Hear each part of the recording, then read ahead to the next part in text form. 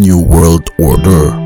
Daniel 8 verse 23 to 27. Sa mga huling araw ng kanilang paghari, sa panahong sukdulan na ang kanilang kasamaan, maghahari ang isang malupit at tusong hari.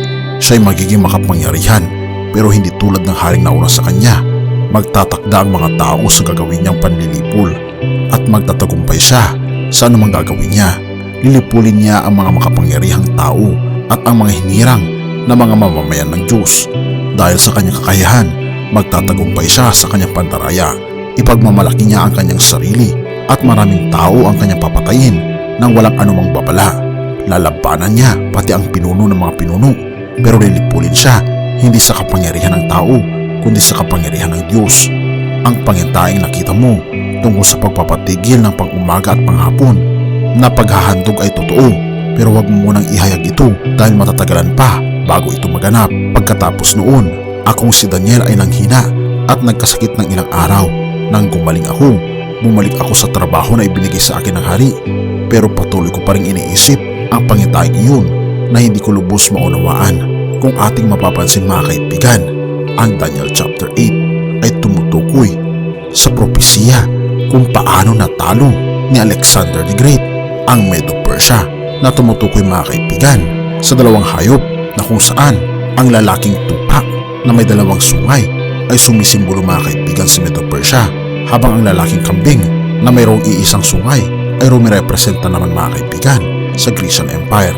At kung ating mapapansin mga kaibigan, pagkatapos manalo ng kambing na rumirepresenta mga kaibigan sa Grecian Empire sa pamumuno ni Alexander the Great, ay nahati mga kaibigan ang buong kingdom ng Grecian Empire sa apat dahil meron siyang apat na general. At kung ating mapapansin mga kaibigan sa history, ito ang apat na general ni Alexander the Great: si Antigonus, Cassander, Ptolemy at Seleucus. Kung ating mapapansin mga kaibigan, pagkamatay ni Alexander the Great ay pinaghatian ng apat na general ang buong kingdom ng Grecian Empire. At si Antigonus mga kaibigan ang isa sa mga pinakamalupit na leader sa Grecian Empire, na kung saan wala siyang sinasanto at siya ay sobrang kinatatakutan na leader sa Grecian Empire. Ngunit sa huling kapanahunan mga kaibigan, katulad ng ating nabasa sa Daniel chapter 8 sa verses 23 to 27, may isang leader at hindi siya isang tao kundi isang makapangyarihan na namumuno sa kadiliman, na manliling lang ng mga leaders sa buong mundo upang sa ganun ipagkaisa ang kanyang layunin na makuha ang buong teritoryo ng mundo. At ang pinakagoal niya ay maraming tao ang kanyang mahihila palayo sa ating Panginoong Diyos.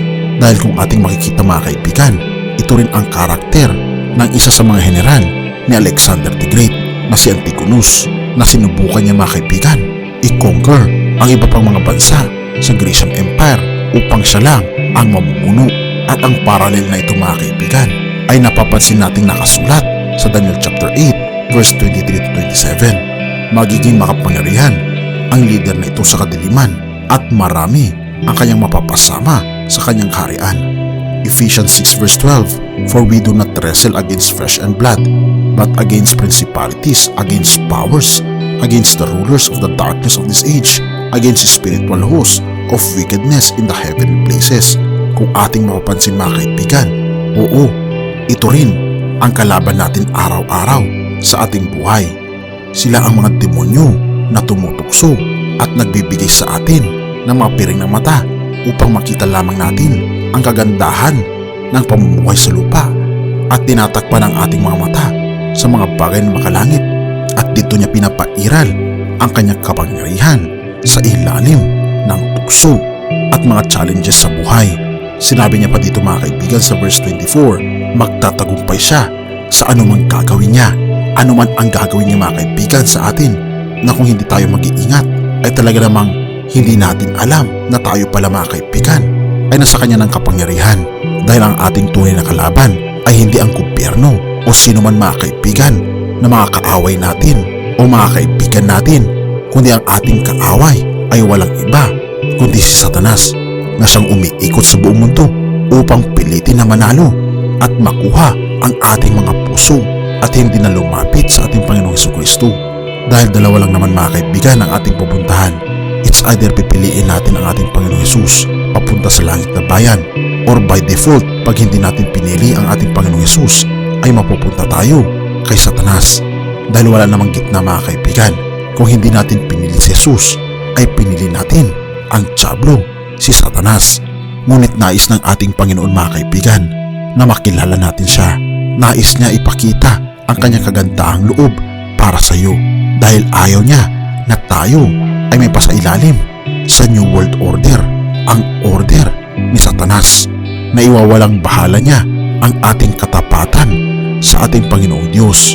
Ipapawalang bahala niya ang pag-ibig ng Diyos para sa iyo. At higit sa lahat, ang utos ng ating Panginoon, ang kanyang 10 utos, ay ikukubli niya ang ating mga mata upang hindi ito makita na ito ang standard ng batas sa langit na bayan. Jeremiah 31 verse 3, ang Panginoon ay napakita ng una sa akin na nagsasabi, oo, iniibig kita ng walang hanggang pag-ibig, kaya't ako'y lumapit sa iyo na may kagandahang loob. Oo mga kaibigan, ang ating Panginoon ay lumalapit sa atin. Ninanais niya na habang tayo mga kaibigan ay nagkakasala, gusto niyang ipakita sa atin na siya ay mapagmahal.